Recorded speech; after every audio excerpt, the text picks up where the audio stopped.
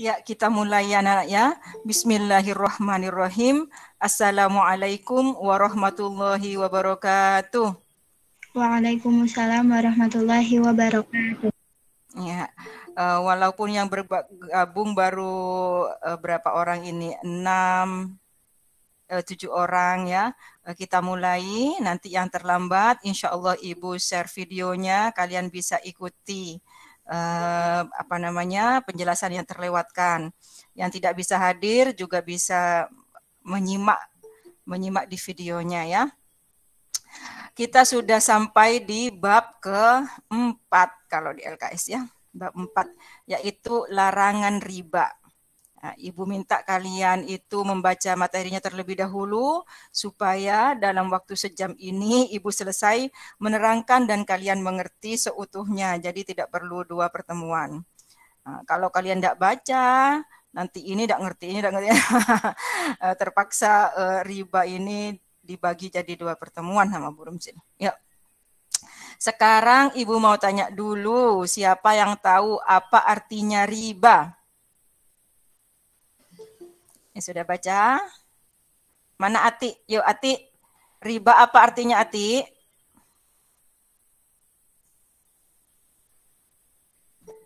Ati Mufidah.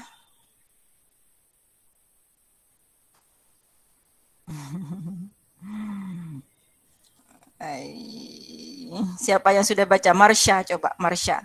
Marsha, ayo. Ya, Bu. Oh, Ati, oke, Ati, apa artinya riba, Ati? Berlebihan atau bertambah? Jangan berlebihan ya. Kelebihan ya. Kalau berlebihan itu seperti berlebih-lebihan gitu kan ya kalau bahasa Indonesianya. Maksudnya itu kelebihan itu anak-anak. Ada lebihnya, ada tambahnya gitu. Ya. Jadi bukan berlebihan misalnya pakai bedak berlebihan, putih cemong gitu bukan. Kemudian makan berlebihan sampai kekenyangan bukan. Ya, bukan kelebihan seperti itu, tapi tidak sama. Berarti ada yang lebih gitu anak ya. Jadi riba itu artinya kelebihan atau ya kelebihan, kelebihan perbedaan antara yang ditukar dengan yang alat penukarnya. Nah, itu namanya riba. Ya, jadi kalau misalnya kalian itu buka di kamus bahasa Arab riba itu artinya kelebihan, ya. Tapi bukan kelebihan kembalian, bukan bajunya kelebihan gitu, bukan ya. Ada ada babnya yang berhubungan dengan riba. Anak-anak, riba ini masih ada kaitannya dengan jual beli yang sudah kita pelajari, ya. Ada kaitannya juga dengan kirot. Makanya riba itu di buku-buku lain itu dimasukkan dalam bab jual beli. Ya, jadi kamu tidak usah bingung ini sebenarnya bab berapa sih kalau di buku kok riba ikut jual beli. Ya, ada yang dipisah, ada yang digabungkan anak-anak. Ya, karena apa? Karena masih berkaitan. Ya. Oke. Sekarang yang sudah baca Ibu mau tanya dulu. Kelebihan atau riba ini hukumnya apa? Yuk, siapa yang bisa jawab? Haram, Bu. Haram, bagus Sahla ya. Haram. Haram itu anak-anak artinya nggak boleh. Ya, nggak boleh berarti dilarang. Nah, kalau berbicara haram ini anak-anak ada tawarannya. Ya, kalau sudah haram, ini tidak ada tawarannya. Kenapa? Karena yang melarang itu sudah dari Allah. Ya kamu mau nawar ke Allah. Orang firmannya sudah lewat nabi, nabinya sudah meninggal dunia. Ada hadis Nabi yang melarang. Kamu mau menawar, misalnya mau nego Nabi, jangan haram dong Nabi. Nabinya sudah gak ada ya. Jadi kalau haram itu tidak ada tawarannya anak-anak. Tidak bisa diganti jadi turunin dong Nabi jadi makruh itu nggak bisa ya. Nah, ini harus kalian pahami dulu. Jadi riba atau kelebihan itu hukumnya haram. Haram yang tidak bisa diotak-atik. Haram mutlak. Nah, sekarang kalian bisa lihat di buku cetak atau di buku LKS atau yang yang sudah download ebook ya, bisa dilihat itu dalilnya. Ada di dalil jual beli kemarin, wa ahallallahul bai'a wa harramar riba. Ya, Ibu kenapa Bu kok bergandengan dengan jual beli? Karena masih berkaitan anak-anak, ya. Wa ahallallahul bai'a, dan Allah itu sudah menghalalkan jual beli. Jadi kalau jual beli misalnya Bu Rumzil ngula itu membeli ke distributor misalnya handuk harganya 10.000, sama Bu Rumzil dijual ke Syahla. Syahla ini Ibu mau jual 12.500. Nah, Ibu ngambil untung 2.500 itu hukumnya halal. Ya, jual beli. Kalau Syahla mau jual belinya sah, Ibu lebihnya yang 2.500 itu halal. Kata Allah, wa ahallallahul bai'a. Jual beli itu halal, ngambil untung itu boleh-boleh aja. Yang penting sesuai dengan syarat yang kemarin, bahwa tidak ada paksaan, rela sama rela, barangnya jelas, tidak mengandung tipuan dan segala macam. Ya, nah, itu jual beli. Wa harramar riba. Tapi kalau riba itu diharamkan. Nah, kenapa? Karena riba ini anak-anak dulu dipersamakan dengan jual beli. Contoh misalnya, ini berkaitan dengan hutang ya. Jadi hutang. Siapa di sini ya? Misalnya Demi. Ya, Demi butuh duit. Ya, butuh duit. Kemudian karena satu kelas sama siapa ya? Sama Okta, Demi telepon, Okta, aku butuh duit dong gitu kan ya. Berapa Demi gitu. Aku butuhnya 500.000 gitu kan. Aduh, 500.000 saya mah, kata Okta, saya mah duit segitu buat modal usaha, jadi habis dibelikan, dijual, dapat untung, diolah terus Demi gitu. Kata Okta, nggak bisa kalau sebanyak itu. Nggak apa-apa, kata Demi. Nanti aku bayar bunganya, aku bayar lebihnya gitu. Kamu biasanya dapat untung berapa, aku bayar gitu. Nah, seperti itu tidak boleh anak-anak. Ya, kelebihan yang seperti itu dianggap jual beli itu tidak boleh. Ya, orang itu menyebutnya sekarang itu bunga. Ya, kalau hutang itu disebut dengan bunga. Tapi karena bunga itu sudah ketahuan haramnya, kadang-kadang dirubah menjadi jasa, jasa peminjaman. Karena kalau Okta itu duitnya tidak dipinjam sama Demi, Okta bisa memutarnya, bisa dibuat modal jual beli, dan Okta bisa mendapatkan keuntungan. Tapi karena dipinjam Demi, akhirnya keuntungan Okta itu berkurang. Demi mau bayar lebih. Misalnya dari 500.000, Demi nanti bayarnya 600.000. Nah, itu tidak boleh. Ya, tidak boleh. Kenapa? Karena kalau akad hutang, ya, hutang duit tuh yang kalau kata Indonesia, orang Indonesia itu pinjam, ya. Pinjam duit itu salah, anak-anak. Secara fikih bilang pinjam duit itu salah. Ya, kalau pinjam itu harus dikembalikan seperti yang ketika pinjam. Misalnya Ibu pinjam gunting, maka yang dikembalikan adalah gunting ini. Ya, dikembalikan gunting ini. Kalau Ibu bilang pinjam duit, maka duit itu yang harus Ibu kembalikan. Nah, seandainya kalian lagi matematika, kalian itu disuruh bikin lingkaran, tidak punya jangka, kalian mau pinjam koin, nah, itu boleh benar, pinjam duitnya yang gopek. Nanti dikembalikan benar yang kamu pinjam tadi. Tetapi kalau kamu pinjam buat dibelanjakan, misalnya kamu lupa tidak bawa bekal, duitnya juga ketinggalan, kamu bisik-bisik ke teman sebelahnya, aku pinjam duit dong. Nah, itu salah. Kenapa? Karena kamu nanti yang dikembalikan bukan duit yang kamu pinjam. Namanya, kalau dari fikih namanya hutang. Ngutang duit. Nah, kalau ngutang, maka yang dibayarkan adalah senilai. Senilai. Duitnya bukan yang ketika kamu pinjam, tapi nilainya sama. Misalnya pinjam 50.000. Pertamanya waktu pinjam 50 ribuan. Ketika mengembalikan 20 ribuan 2, 10 ribuan 1. Boleh. Ya, boleh karena namanya hutang. Oke. Sampai di sini ada yang mau mengerti? Ada yang mau bertanya? Ibu buru-buru takut waktunya habis anak-anak. Ya, ada yang mau bertanya dulu sampai di sini? Oke, jadi Ibu perjelas lagi. Jadi kelebihan Demi ketika mau bayar ke Okta 100.000 itu namanya riba. Hukumnya haram. Lah Bu, kan Okta memang biasa bisnis Bu. Kalau diputar sama dia duitnya bisa dapat untung lebih dari 100.000 Bu. Oh, salah. Nanti kita mau belajar bab hutang piutang. Nanti di sana kita akan belajar bahwa hutang piutang itu dasarnya ta'awun. Ta'awanu 'alal birri wat taqwa. Jadi tolong menolong. Dasarnya hutang piutang dalam Islam itu tolong menolong. Orang kalau tidak butuh kan nggak bakalan ngutang anak. Kecuali yang hobi ngutang ya, naudzubillahi min dzalik. Kamu berdoa semoga dijauhkan dari hutang. Ya, jangan jadi orang yang hobi ngutang. Nah, kalau tidak butuh tidak bakalan ngutang. Berarti kalau orang yang butuh itu namanya butuh dibantu.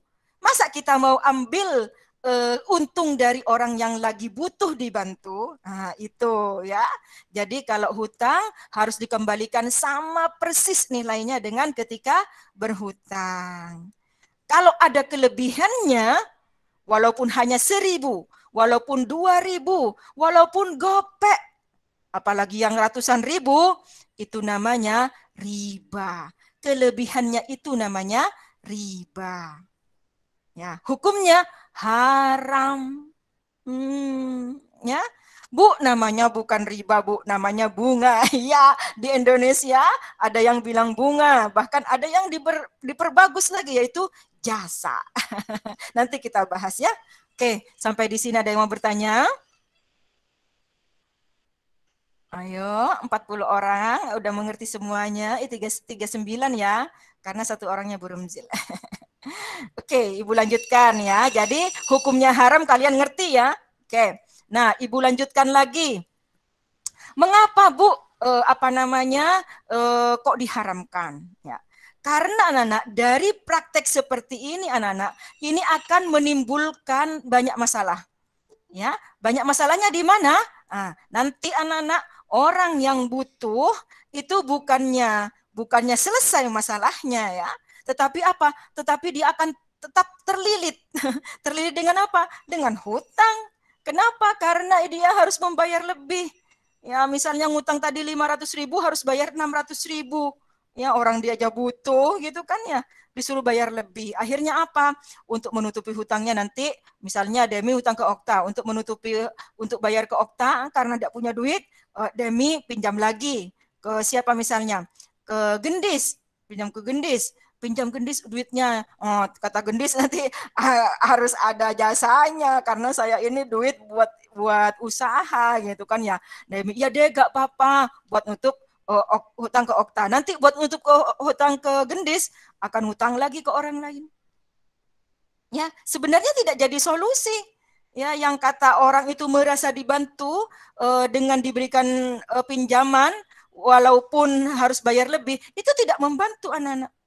Ya, tidak membantu, malah semakin membuat orang itu gali lubang tutup lubang. Ya, nah, itu ya. Itu. Siapa lagi? Sampai di sini ada yang mau bertanya dulu? Oke. Nah, Bu, selain ayat itu, apalagi dasarnya ada banyak anak-anak di Al-Quran. Ya ayyuhalladzina amanu la ta'kulur riba ad'afam mudha'afa. Kalau kamu ngaku beriman kata Allah. Kalau kamu itu ngaku iman, ngaku percaya, percaya sama siapa? Percaya sama Allah, percaya sama Nabi, percaya sama kitab, percaya sama hari akhir, sama qadar, semuanya itu rukun iman. Kalau kamu ngaku beriman kata Allah, ya jangan kamu makan riba. Nah, Ibu, tidak makan riba, Bu. Makan beras, iya maksudnya duitnya itu diperoleh dari hasil riba. Ada orang yang pekerjaannya itu melakukan riba, Nana. Itu berarti makan riba. Ada afa mudoafa. Ada afa mudoafa itu artinya yang berlipat-lipat. Bu, enggak berlipat, Bu, dikit. Iya, maksudnya ada afan itu, doif itu double-double, dikalikan. Kali 0, sekian persen. nanti bunganya 1%, bunganya sekian persen. Kalau kamu belajar matematika tuh, kan ada kamu ya diajarin bunga ya, menghitung bunga. Kalau ngutang segini di bank ini dengan bunga sekian, maka bayarnya sekian gitu kan ya. Itu riba, Nana. Kalau kamu jadi guru matematika ya, ntar ketika kamu itu mengajar prosentase, jangan kasih contoh bunga. Kenapa? Bunga itu haram. Ya, jangan kamu ajarin anak-anak murid-murid dengan menghitung sesuatu yang haram ya.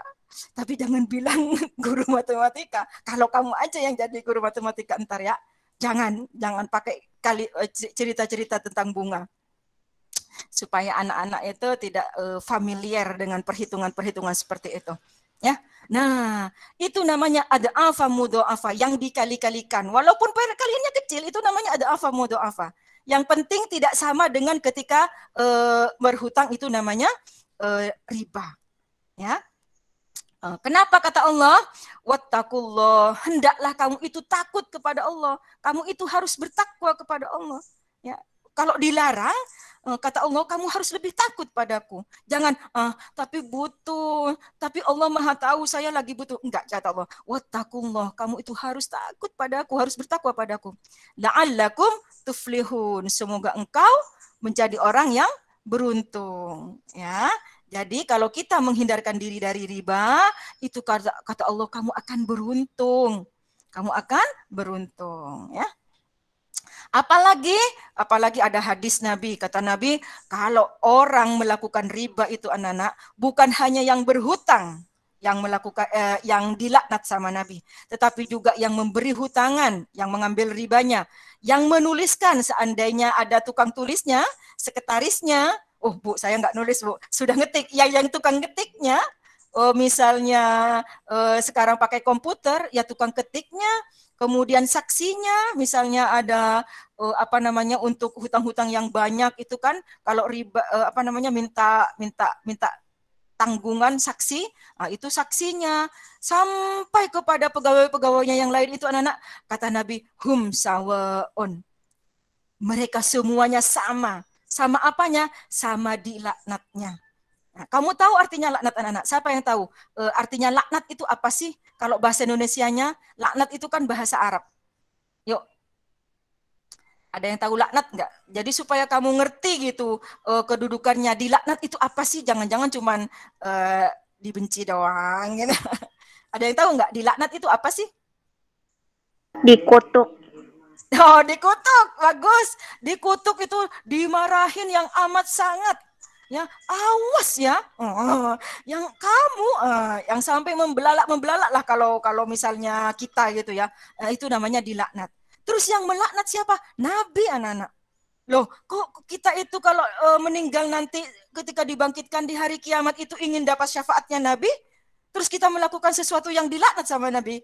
Kan impossible ya kita itu mendapatkan syafaatnya Nabi. Nah, berarti kita itu harus benar-benar takut dengan riba ini anak-anak ya.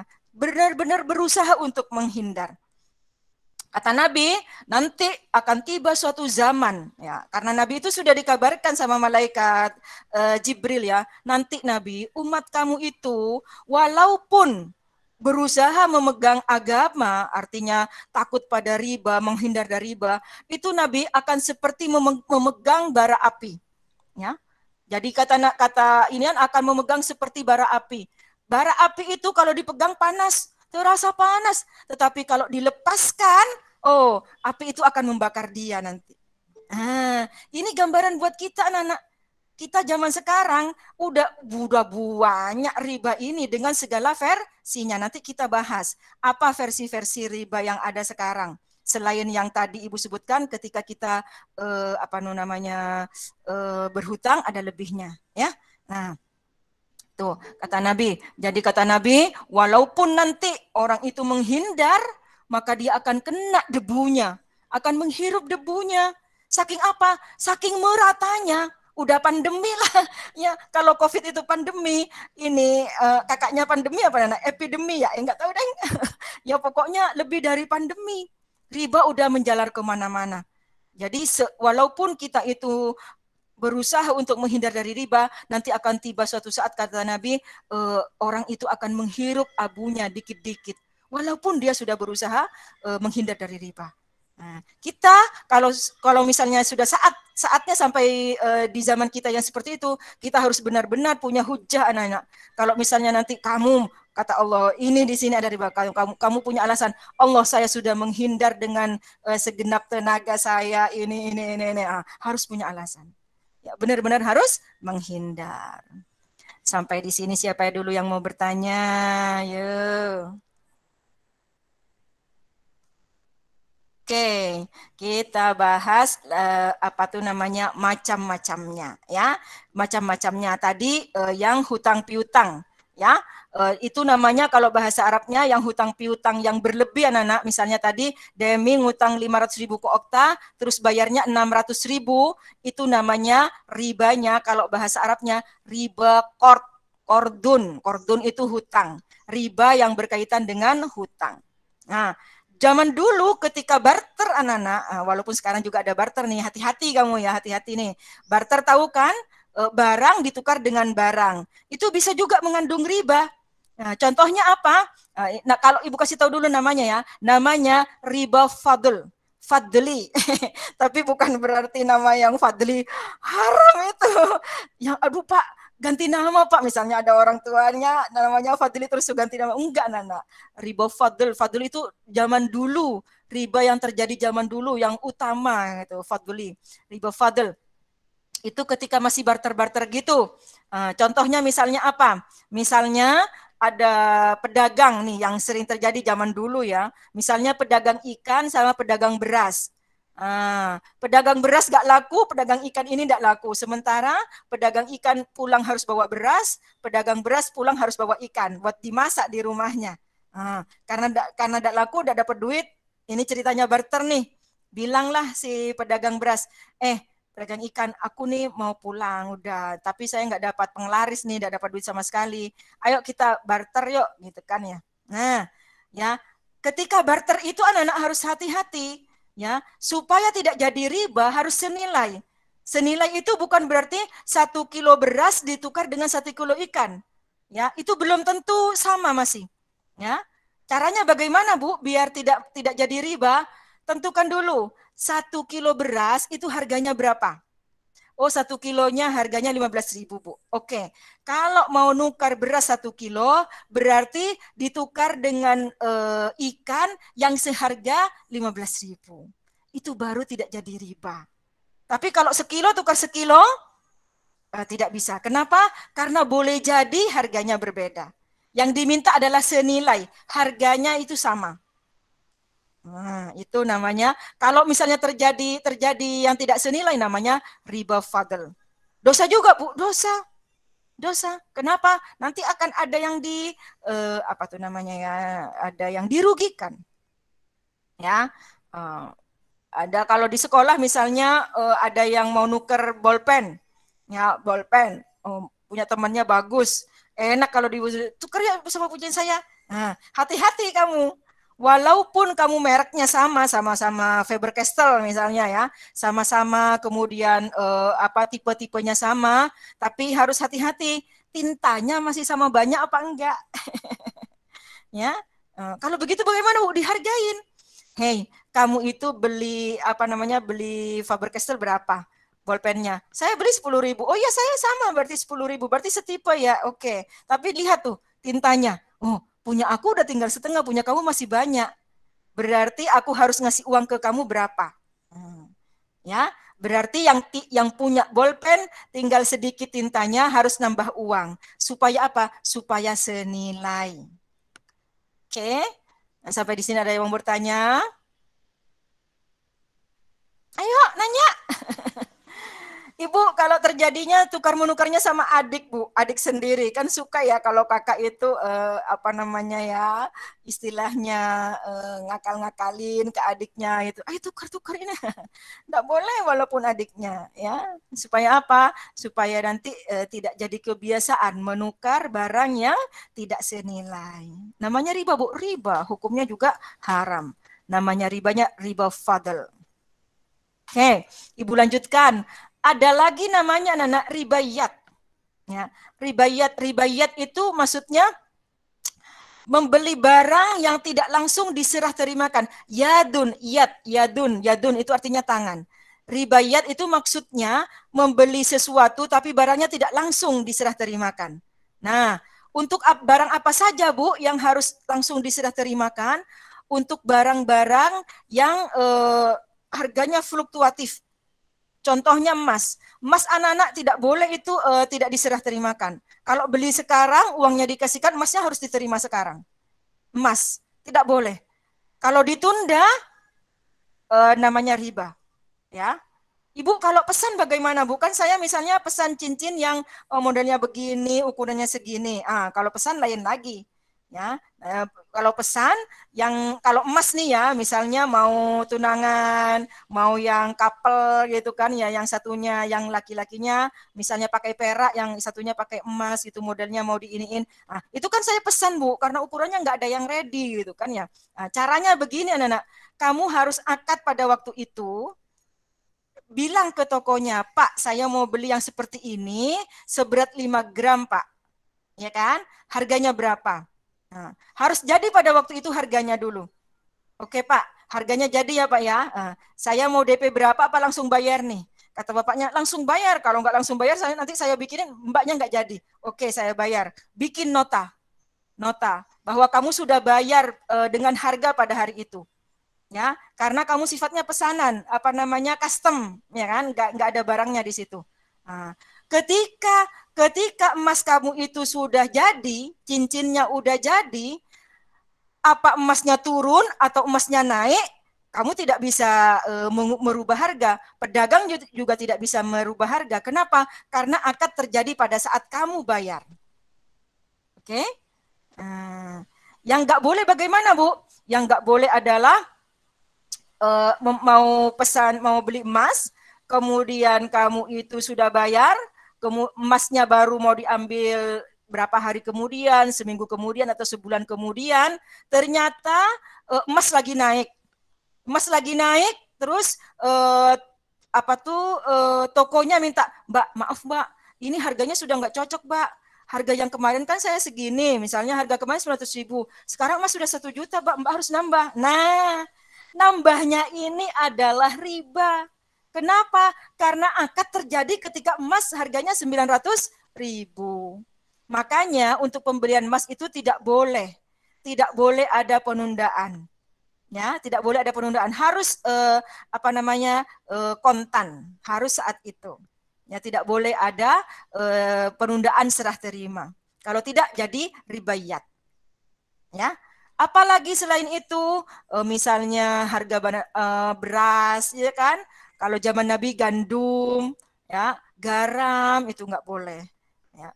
Ibu kalau mobil bagaimana? Kalau mobil insya Allah tidak ini anak-anak. Misalnya kamu beli mobil, mobilnya inden, kamu pingin warna putih, putih lagi nggak ada. Ibu inden Bu berapa? 2 minggu. 2 minggu insya Allah harga mobil nggak naik, nggak turun juga. Ya, kalau itu berarti boleh Bu, inden boleh. Tetapi kalau harga rumah Bu, misalnya kamu beli rumah, rumahnya masih berupa tanah, kan suka ada tuh ya developer, jual rumah, begitu disamperin ternyata masih berupa tanah, hanya ada rumah contoh, itu pun udah punya orang, kan ya. Itu anak-anak kamu harus membenarkan akad pembeliannya. Kenapa? Karena takut menjadi ribayat. Ya, kenapa? Karena harga bahan bangunan itu anak-anak itu fluktuatif, ya. Dan bikin rumah itu kan bukan bim salabim 1 hari jadi kan ya, berbulan-bulan kan. Kalau apalagi kalau rumahnya bagus. Nah, biasanya nanti pengembang itu anak-anak kalau misalnya tiba-tiba harga besi naik, harga semen naik, itu nanti akan mengurangi kualitas. Yang mestinya kamu mendapatkan misalnya besi 12 dikasih besi 10, yang mestinya kamu mendapatkan misalnya lantainya ubinnya Essensa, kamu dapat yang merek biasa gitu kan ya. Dirubah-rubah. Kenapa? Karena bahannya naik. Jadi kalau kamu itu mau inden rumah, kamu berusaha supaya tidak ribayat. Kalau sarannya Bu Runzil, beli yang sudah ready. Itu lebih aman daripada ribayat. Ya, lebih aman dari ribayat. Tuh.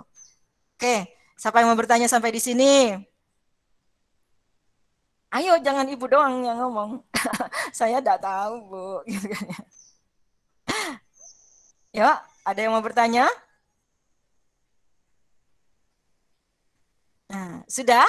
Oke, jadi kita sudah Ibu sudah menerangkan riba riba fadl ya, riba yang barter tadi yang tukar menukar, kemudian riba qard yaitu riba yang berkaitan dengan hutang dan riba iyad jual beli yang tidak langsung diberikan barangnya, tidak langsung diberikan ya.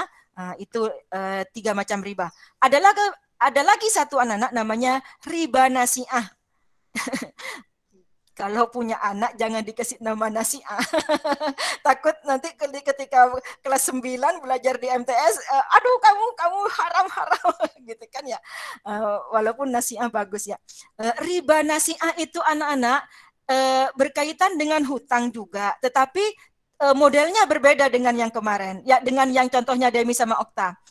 Kalau riba fadl, riba qard yang pertama tadi, Demi ngutang ke Okta 500.000, itu langsung Okta bilang, kamu harus bayar 600.000. Ada lebihnya 100. Langsung memang ditentukan lebihnya. Tapi kalau riba nasiah ini anak-anak berkaitan dengan hutang. Awalnya hutangnya ada ribanya. Tapi karena ditunda tidak bisa bayar, akhirnya dikenakan bunga, dikenakan tambahan, dikenakan jasa. Nah, contoh misalnya, ya beda orang, jangan Demi sama Okta lagi biar inian. Sekarang Nada sama Ratih, ya. Nada mau ngutang ke Ratih, misalnya, Ratih aku mau ngutang dong 1 juta. Kata Ratih, aduh 1 juta itu banyak. Aku ini bisnis. Kalau bisnis itu uangku 1 juta itu bisa dapat untung banyak kalau diputar. Saya jualan itu ini lancar. Kata Nada, enggak apa-apa lah. Nanti saya inian. Saya usahakan enggak lama-lama bayarnya. Ya. Misalnya berapa kata Ratih? Ya paling saya bayarnya sebulan lah, bulan depan. Oh kalau bulan depan enggak apa-apa kata Ratih. Berapa 1 juta ya? Ya dikasih. Jadi Nada dikasih hutang 1 juta. Misalnya tanggal sekarang 21, ya. Berarti tanggal 21 bulan depan Nada harus bayar ke Ratih. Ternyata qadarullah ya, Nada tidak bisa bayar. Tidak bisa bayar. Ratih, aku belum ada duit nih, udah jatuh tempo nih. Yang 1 juta. Aku baru ada misalnya 700.000.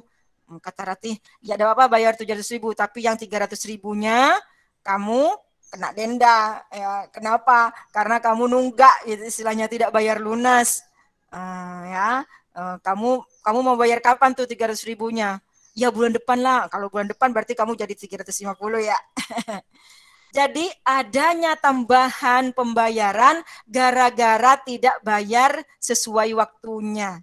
Itu namanya riba nasiah. Berbeda kalau yang pertama dengan Demi dan Okta. Kalau Demi dan Okta itu emang dari awal udah dibilangin kamu tambahnya 100.000. Tapi kalau yang Nada Amarati ini ditambahinnya gara-gara tidak bisa bayar. Nggak bisa bayar sesuai dengan waktu yang ditentukan. Ada penundaan. Ya. Ada Bu yang seperti itu? Ada banyak anak. Ada banyak praktik-praktik seperti itu. Ya. Ada di koperasi, ada di jual beli juga, ada di dealer-dealer kendaraan bermotor, ada di pembelian rumah itu. Yang tipe riba nasiah ini. Jadi misalnya ada orang mau beli rumah, mau beli kontan tidak bisa. Akhirnya dia nyicil. Nyicilnya pakai bank. Ya. Kalau dia terlambat anak-anak, misalnya tiap bayar itu paling lambatnya tanggal 10. Kalau dia lambat bayar lebih dari tanggal 10 anak-anak, itu kena denda. Ya, itu namanya riba nasiah. Ibu, kalau tidak kena denda Ibu, kalau tidak kena denda, lihat dulu ada riba-riba lainnya apa enggak. Nah, nanti kita belajar perbankan. Ya. Oke, sampai di sini ada yang bertanya?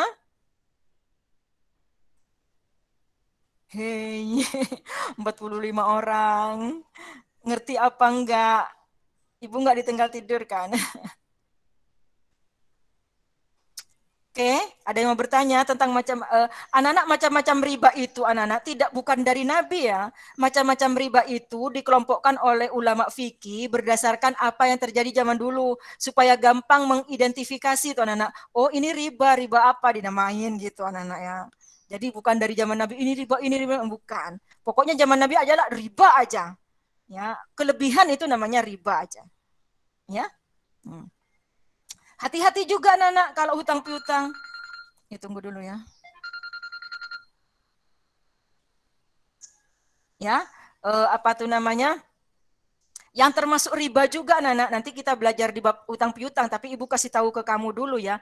Itu anak-anak misalnya nih siapa ya di sini ya? Alina nih. Alina punya hutang ke Burumzil. Uh, Burumzil, aku mau ngutang dong Burumzil. Buat apa Alina? Aku mau kirat Burumzil gitu kan ya.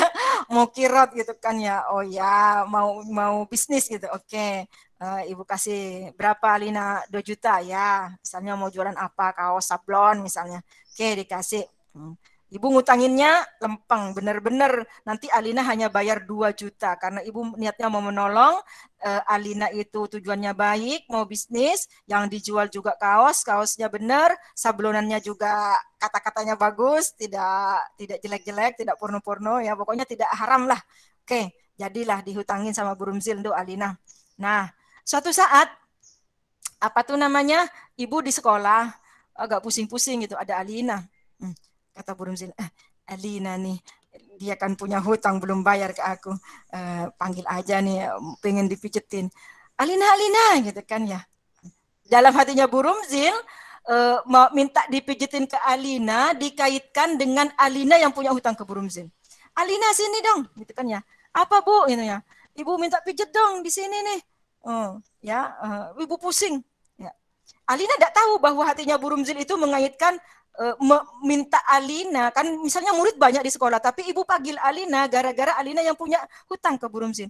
Nah, Alina nih dia punya hutang ke aku. Jadi ibu mengaitkan apa namanya hutang dengan yang ibu minta pengen dipijitin. Ya, ibu mau tanya, ribanya yang mana anak? Ini termasuk riba ini. Ribanya yang mana anak? Ada yang tahu? Ibu ulangi. Alina hutang ke Burumzil 2 juta. Satu ketika, ya belum bayar nih, belum bayar. Ya, Alina lewat. Padahal Alina, Gendis, Herinta, Rajwa, Arifa jalan bersama-sama. Ibu pusing pengen dipijet. Tapi yang ibu panggil Alina. Dalam hatinya Burumzil, Alina nih punya hutang sama aku belum bayar. Alina sini dong, kata Burumzil. Alina, ibu minta dipijitin dong.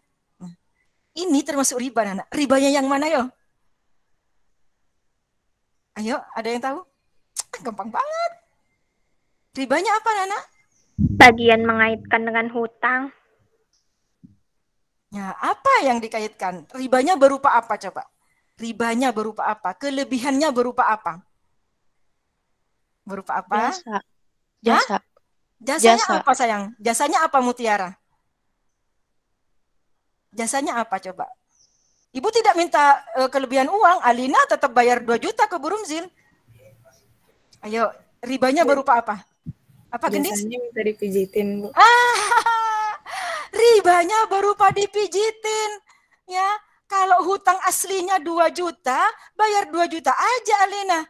Alina tidak usah mijitin Burumzil. Artinya apa? Artinya kalau ibu pengen dipijetin sama Alina, ibu di dalam hati tidak usah mengaitkan dengan hutang. Panggil aja, Alina sini, kamu pinter kalau mijit Alina, ibu pijitin sini Alina, pusing Burumzil Alina. Tapi di dalam hati tidak boleh ada mengaitkan hutang dengan minta pijat itu. Karena kalau ibu kaitkan, itu nanti akan menjadi riba. Akan menjadi riba, kelebihan Bu, kelebihan. Kan Alina kalau hutang 2 juta hanya bayar 2 juta. Jangan bayar plus pijitan. Oke, mengerti? Nah, jadi anak-anak kalau punya hutang, jangan mengaitkan dengan hal-hal lain. Contoh yang suka terjadi di pertemanan. Di pertemanan, misalnya, siapa ya, misalnya Mutiara dengan Indah. Ya, Mutiara dengan Indah. Misalnya eskulnya sama. Satu ketika Indah lupa tidak bawa duit. Muti aku ngutang dong 20.000. Oke, gitu kan ya, dikasih. Bayar kapan? Minggu depan lah kalau eskul lagi. Oke. Nah, ketika mau pulang, Indah kebetulan bawa motor. Muti misalnya belum dijemput, tapi searah misalnya ya. Terus dalam hatinya Mutiara, dalam mata Mutiara, aku mau nebeng ke Indah karena Indah punya hutang ke aku. Pasti dikasih lah.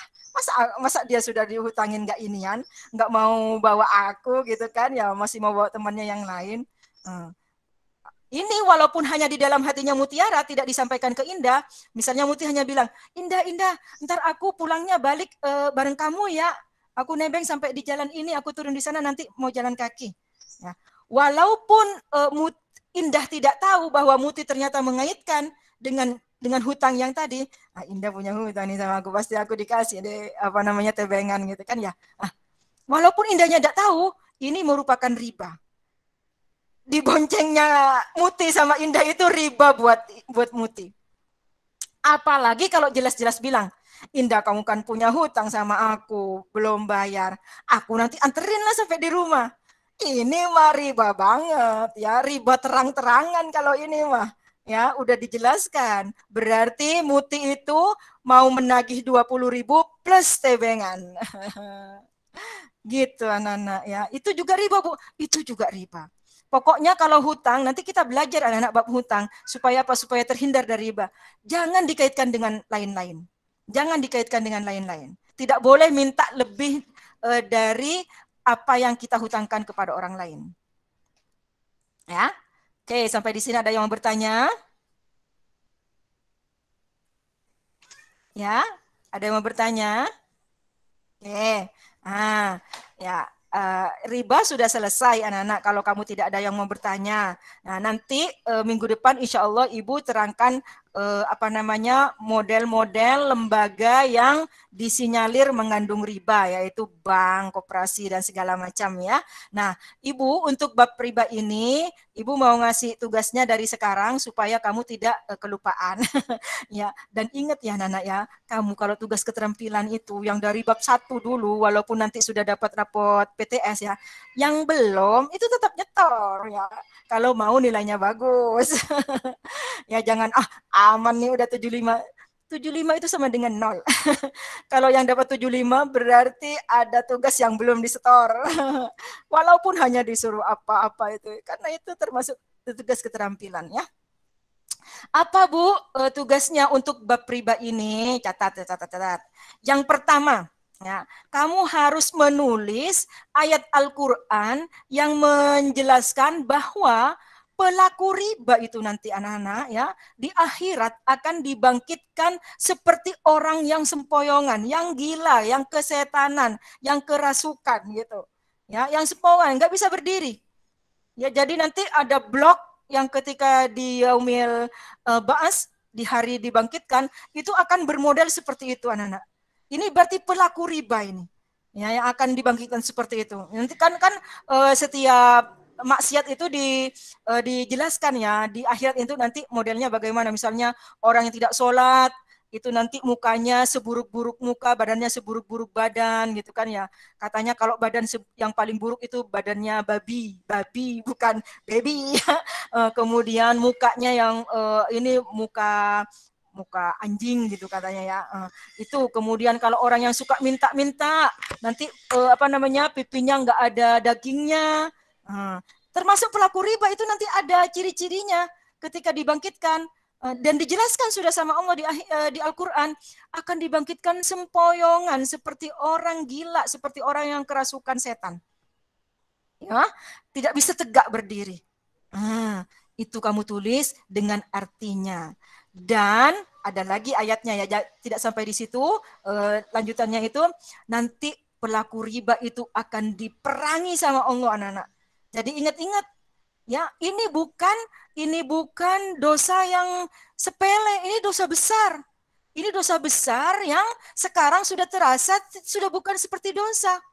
Ya, kenapa? Seperti kata Nabi tadi yang dikasih bocoran sama malaikat Jibril, megang agama itu sama seperti megang bara api. Ya, kalau dipegang panas, kalau dilepas nanti akan membakar kita di akhirat. Di akhirat, ya. Nanti akan diajak perang. Satu-satunya maksiat, satu-satunya dosa besar yang ancamannya adalah akan diperangi sama Allah dan Rasulnya, ya. Perang berarti gak CS kan ya. Nabi mana mungkin kasih ngasih syafaat kepada orang yang akan diperangi sama Allah. Gak bisa, ya. Itu adalah pelaku riba, anak, akan diperangi sama Allah. Mau pakai senjata apa kita kalau yang ngajak perang sudah Allah? Ya. Oke. Kemudian anak-anak, itu satu, ya, Al-Qur'an. Ada di Al-Qur'an itu dalil. Searching kamu, ya. Yang kedua anak-anak, kamu cari hadis, ya. Ini ada banyak hadis, ya. Kamu ambil 2 lah, ya, supaya ibu nilainya gampang. Ditulis hadis yang menggambarkan betapa beratnya dosa riba. Jadi kata Nabi, pada riba itu terdapat berapa? 73 pintu dosa. Ada banyak pintu dosa, anak-anak, ya, di riba itu. Nah, nanti kita bahas ketika pertemuan berikutnya. Ya, karena kelas lain itu akan ada yang mau jimit IPA habis ini. Ya, kamu tulis hadisnya dengan artinya. Kemudian satu lagi hadis yang menggambarkan kata Nabi, makan 1 dirham riba. Anak-anak, 1 dirham itu duit terkecil zaman Nabi dulu. 1 dirham. Ya, kalau sekarang 1 rupiah lah kalau di Indonesia. Kalau di Amerika 1 dolar. Ya, pokoknya ya sen-sen gitulah. Pokoknya 1 dirham itu paling kecil zaman Nabi, ya, 1 dirham.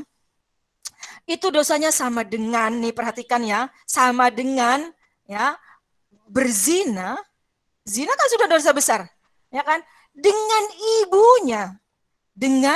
ibunya. Coba betapa pelanggarannya itu berlipat-lipat. Ya, sudah berzina sama ibunya. Itu ada hadisnya. Ya, jadi yang harus kamu tulis itu ingat ayat Al-Qur'an yang mengatakan bahwa dibangkitkan nanti di akhirat seperti orang yang kesetanan lah, pokoknya nggak bisa berdiri sempoyongan gitu. Kemudian pelaku riba ini, sama artinya ya nak ya, pelaku riba ini akan diperangi sama Allah. Yang hadis juga 2, yaitu yang pertama bahwa riba itu mengandung ada yang bilang 72 pintu dosa, ada yang bilang 60 sekian, itu ada, nggak apa-apa ya, sama-sama benar itu hadisnya. Kemudian yang kedua yang mengatakan bahwa makan 1 dirham sama dengan dosanya berzina dengan ibunya sendiri. Ya, itu tugas keterampilan, ya. Gampang Bu, gampang. Ingat dengan artinya. Ditulis di buku tulis, dikasih nama, dikasih kelas. Tulis yang bagus ya, jangan buru-buru. Sampai di sini ada yang mau bertanya tentang tugasnya? Jangan tanya kapan terakhir di storyin ya. Ketika ada kesempatan kerjakan, udah beres, storekan, gitu kan ya. Nah, itu anak-anak ya. Ibu-ibu dikumpulinnya ke Japri atau ke grup? Oh, Japri. Di Japri supaya searching. Karena anak-anak di samping itu banyak sebenarnya. Dalil-dalil lain itu banyak. Ya, nanti kita akan bahas kenapa kok sedahsyat itu riba itu, benar-benar sama Allah itu dilarang. Nanti kita akan bahas insya Allah di pertemuan berikutnya ketika kita membahas riba zaman sekarang ini, ya. Itu akan membuat resesi ekonomi, anak-anak. Ibu bukan ekonom ya, tetapi nanti rentetannya itu akan menjurus ke resesi ekonomi, ya. Gimana tidak ya? Kan kalau orang misalnya contoh nih ya, ada orang mau berusaha, tapi dia tidak punya modal. Mestinya kan dibantu dengan kirot yang sudah kita pelajari kemarin, yang bagi untung. Kalau lagi untung banyak, yang dibagi banyak. Kalau lagi untung sedikit, yang dibagi sedikit. Kalau lagi nggak ada untung sama sekali, yang nggak ada yang dibagi. Ya, kalau lagi rugi, yang nggak ada dibagi dan bahkan ditanggung bersama-sama gitu kan ya. Nah, kalau riba itu berbeda, anak-anak. Ya, kirot yang bukan kirot ya. Kalau kirot yang benar masih seperti itu. Kerjasama peminjaman modal yang sering terjadi zaman sekarang itu anak-anak tidak memperhatikan prinsip-prinsip pembagian keuntungan seperti kirot yang Ibu sebutkan tadi. Ya, pokoknya kalau kamu mau buat modal usaha, pinjam 100 juta per bulan, kamu harus mengembalikan, misalnya mau dicicil 10 bulan. Kalau 100 juta dibagi 10 bulan, kan mestinya 1 bulan nyicilnya 10 juta aja. Ya kan? 100 dibagi 10 bulan kan 10 juta. Nah, tapi sama pemberi hutangnya, pemberi modalnya itu disuruh bayar 11 juta misalnya. 1%. Tiap bulan harus bayar 11 juta. Nah, kelebihan yang 1 juta setiap bulan itu namanya riba. Ya kan? Namanya riba kan? Ya, nggak bisa dibilang, wah itu kan keuntungan, bukan duit yang 1 juta dibikin usaha. Nggak bisa. Mestinya kalau benar-benar mau kirot, yang dipinjamkan adalah modal usaha, kalau yang diusahakan itu uangnya lagi untung banyak, yang dibagi banyak.